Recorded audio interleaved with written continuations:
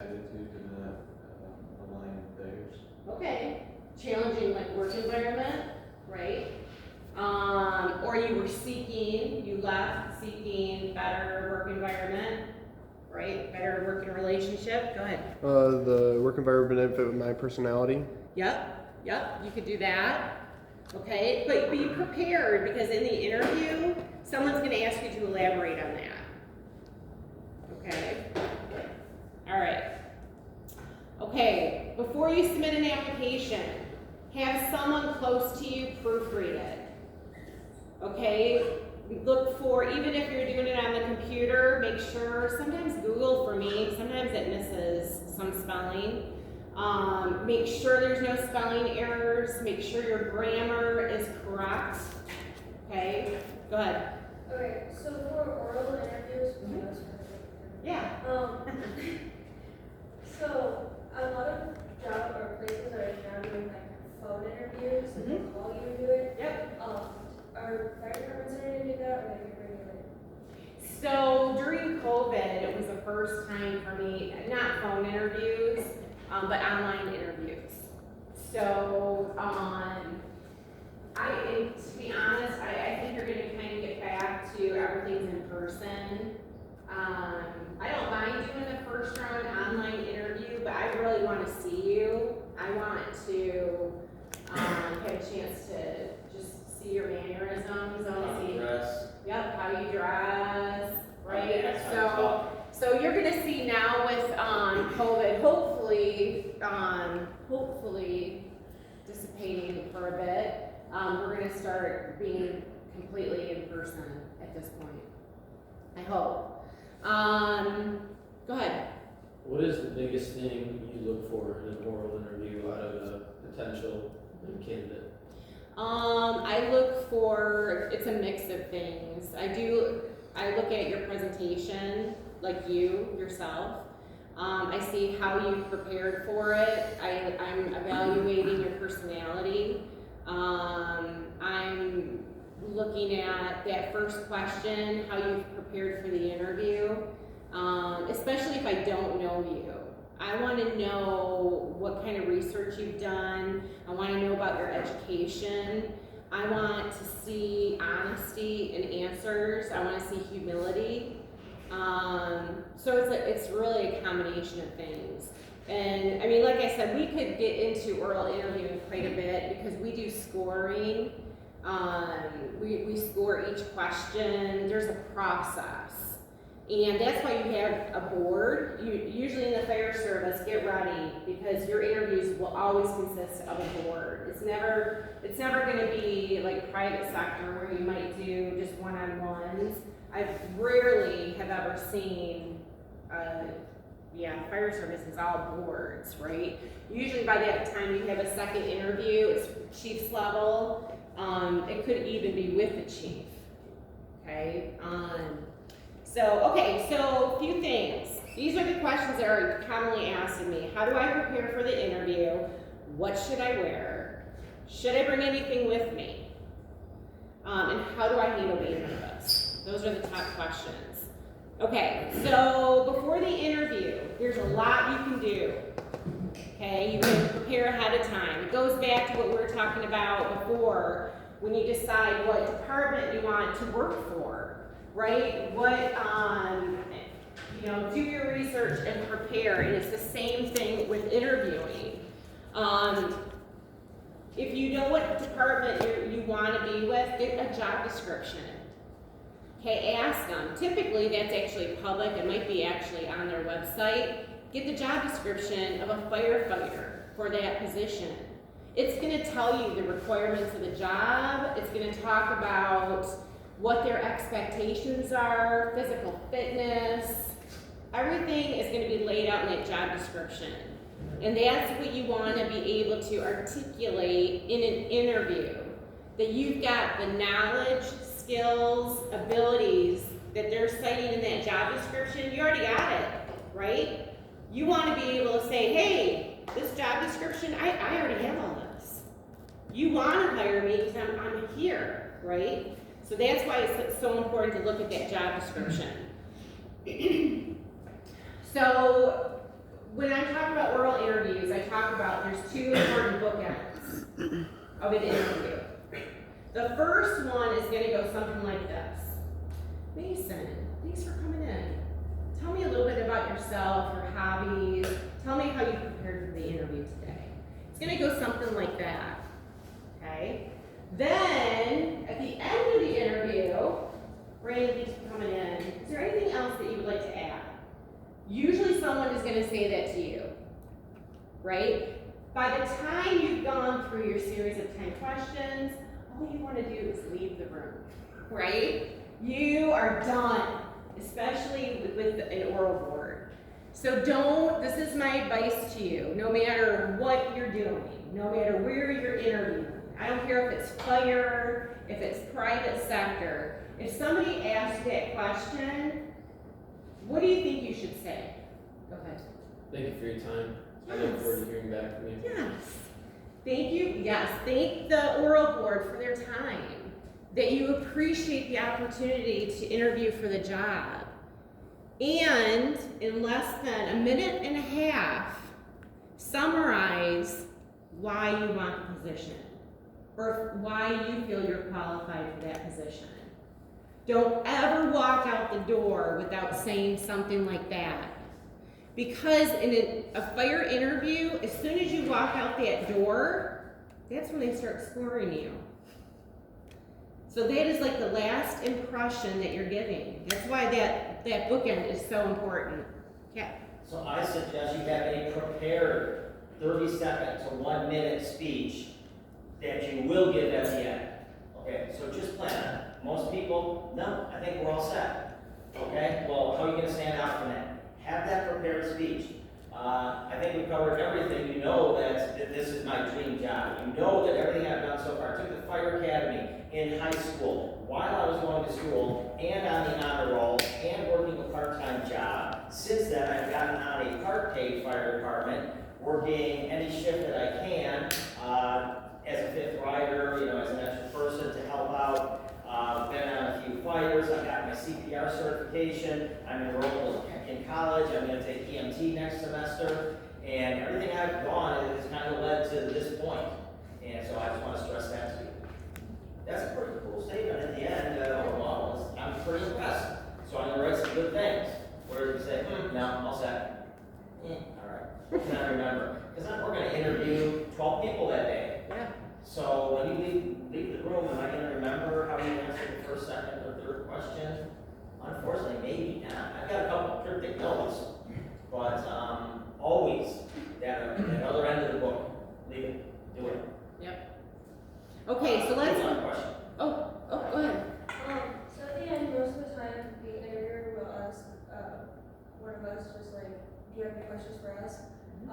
What are good questions to ask? So a couple things with that. When on an oral board, usually like in my position, right, I'm not actually scoring, I'm managing the process. I don't want the oral board to ask you that question. And only because, again, this is where it's a little bit different from private sector versus public where we're scoring. Sometimes there can be too much information given. Usually don't ask this question. If you're interviewing, oh, well, how did I do at the end? Right? I'll usually stop that. Okay, thank you. Thanks for coming in, right? Because again, it goes back, it puts the oral board in a bad position because they're scoring. And if they say, oh, yeah, you nailed it. You did great. But then you didn't get the job. And somebody else got it. Well, wait a second. They said I did great. Do you see where it came from? So I typically limit that kind of conversation. It's not to say that some people won't let you do that, right? So they may ask you that question. So if you are asked that question, do you have any questions for us? I would have those prepared ahead of time. Okay, it goes back to your research. Okay, don't be afraid to, I had someone ask me, why is the turnover so high in Brighton? It was a great question. So then I was able to explain with a nature of the paid on call, how many years of service people typically stay. That is a great question. Some boards might take offense to that potentially, but I thought it was a great question because that told me that you were doing research, right? But it could be, you might have a question on the process. What is the timeline on the process? Will I hear either way, right? Those are all appropriate, okay? Just don't ask the question, how did I do? Okay, so going back to the preparation ahead of time. Okay, so you've got an interview next week. Okay, you will have a question.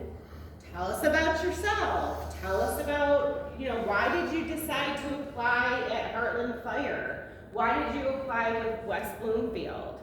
This question you can prepare ahead of time. Okay, as Captain Kursky said, you can write out on a piece of paper, right, all the training that you've gone through, right? Write down, I like to write, if I write something, I retain it better. Write down if you were a junior, right? All of these things are gonna play into that first question, okay? So, what shouldn't you say?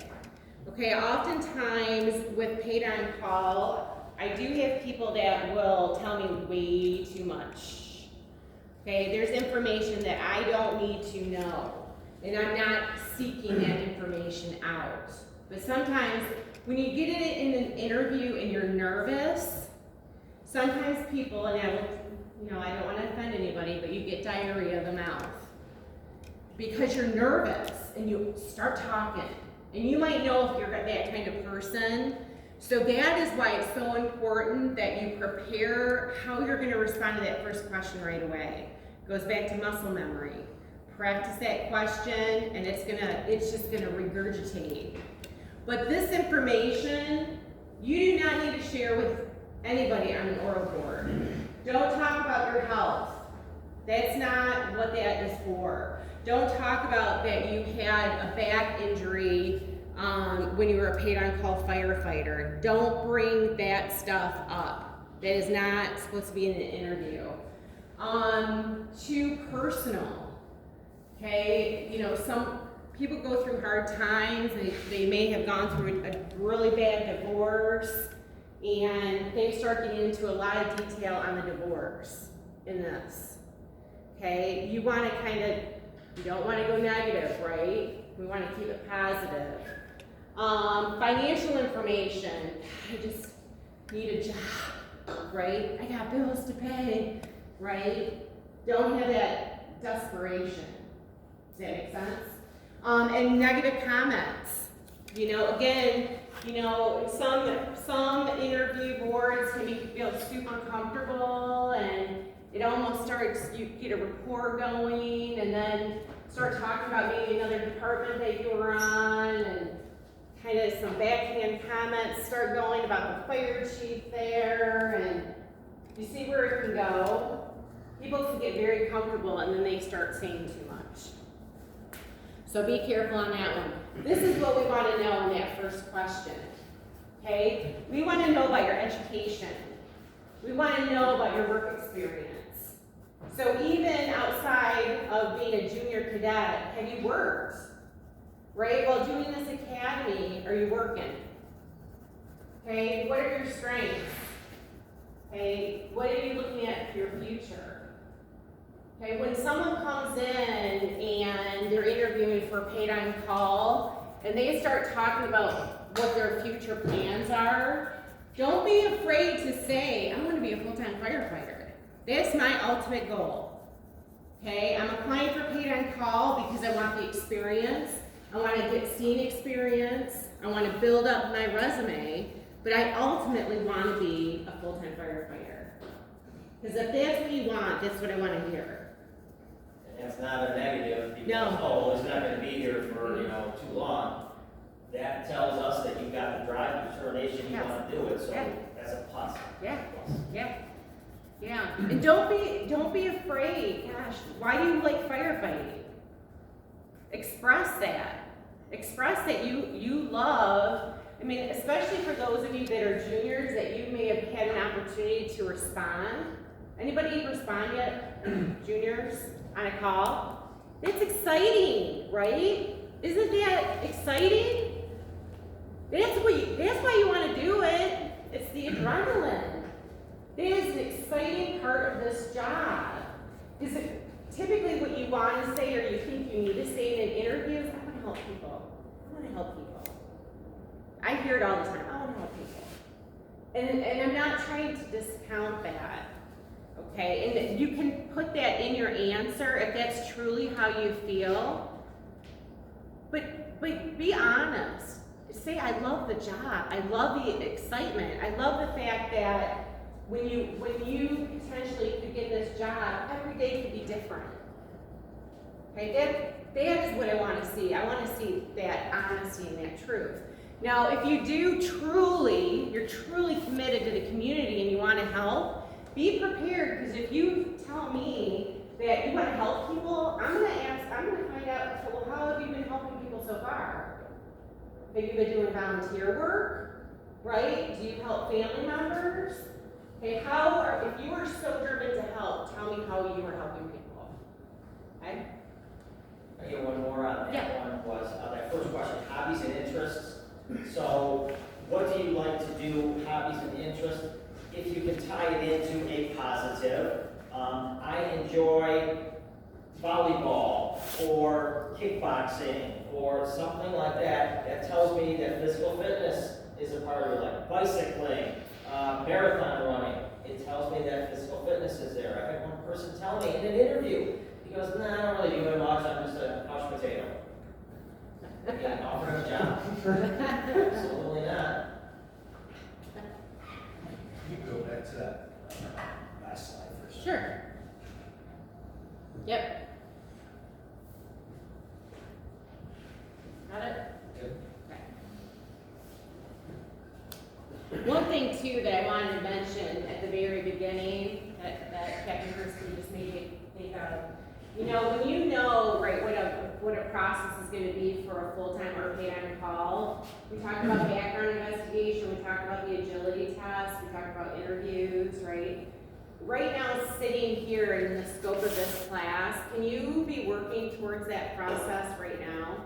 I mean, obviously today we're talking about interviewing and we're going to practice, but, right, I always tell people, listen, if you want to be a firefighter, how's your driving record right now? Right? If you are a speeder, I'm going to tell you right now, you need to stop, right? If you've got 4 points or more, typically you're not even going to be considered. Okay, driving record's huge. And if you can imagine, with our apparatus that we have, how much we pay in insurance. I will tell you, because I manage the insurance, it is huge. And our insurance carrier, every year when they come in and meet, they want to know what kind of backgrounds we're doing, right? Because what if, and I'm not going to say we would never hire anyone with a DUI, because I'm not going to say that. Because if someone gets a DUI and 10 years later, their record's good, they have it 10 years clean, no speeding tickets, we will interview them. We're not going to say we're not. Okay, but if we don't have a process that we're checking, if someone's got 5 points on their driving record, they've had accidents, right, that's a ding on the department from the insurance carrier. Okay, so go ahead. What's Brighton's policy on paid on call with having sirens on your vehicle? Yep, so that's a good question. So with Brighton, to be able to get to that point, there's a lot of training, okay? That, right, you guys have probably heard in the scope of Academy, response is the most dangerous part of this job, or one of the most dangerous times for you. So if we're gonna allow someone to put lights and sirens on their POV, we have to know, right, that you're a good driver, right, that you've earned that. I guess that's the best way to put it. So for us, once you become an engineer, okay, so an engineer, you get hired in, you do your on-the-job training program. It's usually about 2 years. You can become an engineer to learn how to pump and drive, Okay, once you're successful with that, then you can submit to get license siren. Okay? Some departments are a little bit, again, for us, it's all about liability, right, and our insurance. Okay? So another thing too, you know you're gonna have to take a physical agility test, so what can you be doing now? Can I get one more on the driving thing? Oh, sure, go ahead. We know every ticket you have, even if you already found out that, oh, it's off my record right now because it's over 2 years after an accident or a ticket or something like that, we know, okay? All of that comes back. So don't lie about it, Yeah, because that's gonna be an absolute turnoff. I yeah. had 3 speeding tickets before I was 18 years old, and I was asked every single time about those speeding tickets during all of my interviews, and that was back when you tested everywhere with the hopes of ending a job. And my standard response was, my second car was a 1966 Pontiac GTO with a 400 cubic inch engine that was kicking out 425 horsepower, which was way more horsepower than brains. And they giggled and they wrote it to, that's 5 years ago, that's 8 years ago, clean since, no problems. When you get hired with Brighton, when you get hired on, you're put into a database with the state of Michigan. So this is part of, right, you're signing up for public service, right? You kind of, people are like, that's private. Well, not when you become a firefighter, it's not, right? We need to know that you're maintaining a safe driving record. So we will automatically get notifications from the state of Michigan when you get any kind of points on that driving record. And that's why, right, Cody may have heard it. If you get pulled over, what's the expectation, Cody? Do you know? Have you any, oh, you and I need to talk. I gotta make sure you're filled in. If you get pulled over and you get a ticket, or even if you just get pulled over in our area, I tell everyone to make sure they let the chief know. Okay? The fire service in the county is like this big. Okay? Usually if you get pulled over, your chief, whether you're Heartland, Howell, it doesn't matter. Usually someone's gonna let your chief know probably within, sometimes less By the than, time you get home. oh, sometimes it's very fast, right? So always be proactive with that. Say, hey chief, I apologize, you know, I was running late for class, okay. But make sure you communicate that. But there's just something to be prepared for. You've got to have a good driving record, okay? So going back, you know that you're gonna have to take a physical agility test. You know that part of the job is physical fitness, right? So what are you doing now, right? This is something else that you can do right now. Are you working out? I just saw you guys running around, and which is phenomenal that it's part of this academy. The Livingston Academy, I remember back when physical fitness was not part of it. It wasn't. The culture was very different. What I would want to say like 12 years ago, the culture was different. You guys have met Chief O'Brien. Go ahead. You were younger than I am, but when we grew up, there was what, one big Tammy's every 2 Oh, towns. yeah. There was no kickbox, Yeah. there was no hot yoga, Oh. what the hell that is. There was no, Planet Fitnesses or this is or Yeah. that is. And now you've got just every opportunity available. Yeah, and the culture of the fire service. I mean, some departments still have that culture. You guys have all met Chief O'Brien. He is about physical fitness and keeping yourself safe on scene, right? He doesn't ever want to see someone dying of a heart attack, right? Either on scene or when you get home, which that was the leading killer of firefighters for a very, very long time.